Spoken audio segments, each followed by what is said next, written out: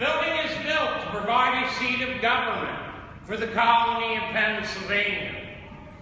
The building is about 90% original on the outside. It is about 70% original on the inside. Most of the furniture is from the period fitting the description of what had been here. But I doubt there are very few of you here today because of the building's history as the colonial capital of Pennsylvania. Most people tend to visit because of other events that occur here. Those events are best summed up in the words of our 16th president. It is in this building that our fathers have brought forth on the continent a new nation, conceived in liberty and dedicated to the proposition that all men are created equal. When construction had begun in 1732, there were many nations in North America, including 13 British colonies. Each one of these colonies was a separate political unit, making their own laws. And in some cases, for well over 100 years, these colonies are governing themselves. And by the eve of the Revolution, that government was usually through an elected assembly.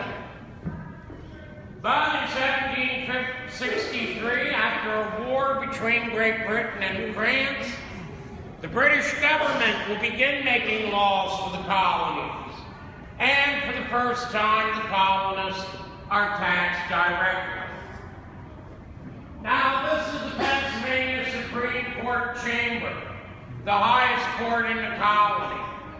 Most Americans can recognize this as being a courtroom, and that is because the American legal system began as a copy of the British legal system.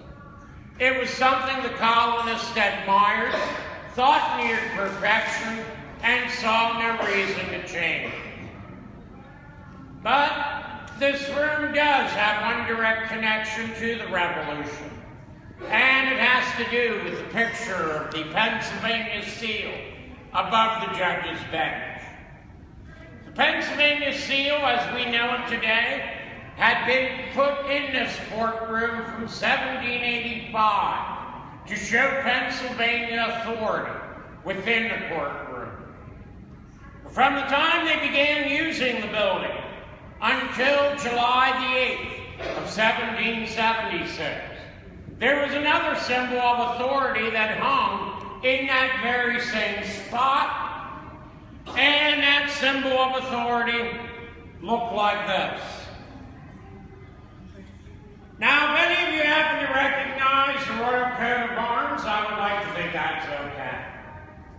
This has been described as having been a large wooden plaque hanging above the judge's bench to show royal authority within the courtroom.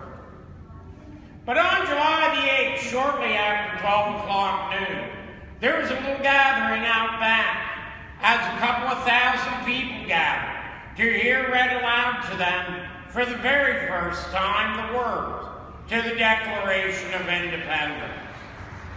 Some of the audience were so inspired by what they heard that they came into the courtroom, they jumped up on the judge's bench, and they tore down that large symbol. And what do you think they did with it? Burn it all up. Well, first they paraded through the streets in a less than regal manner. Then it, along with other symbols of royal authority, are taken to the city's center square, and as you have correctly identified, burned. That tells us a couple of things. First, it shows us the Philadelphia fans have not changed in 238 years. But it is also a clear signal that they were no longer regarding themselves as subjects of Great Britain. They were beginning to think of themselves as citizens of any nation, one born in the room across the hall. Now, in September of 1774, representatives of the colonies met here in Philadelphia, a central location to them all as a political body. That First Continental Congress, as they called themselves, met down the street at Carpenter's Hall, and they were meeting in response to British legislation that had been passed to punish the colonists for the Boston Tea Party. That First Continental Congress does a number of things. Among that, they sent a petition to the king, which the king ignored. In his eyes, these men were not a legitimate political body.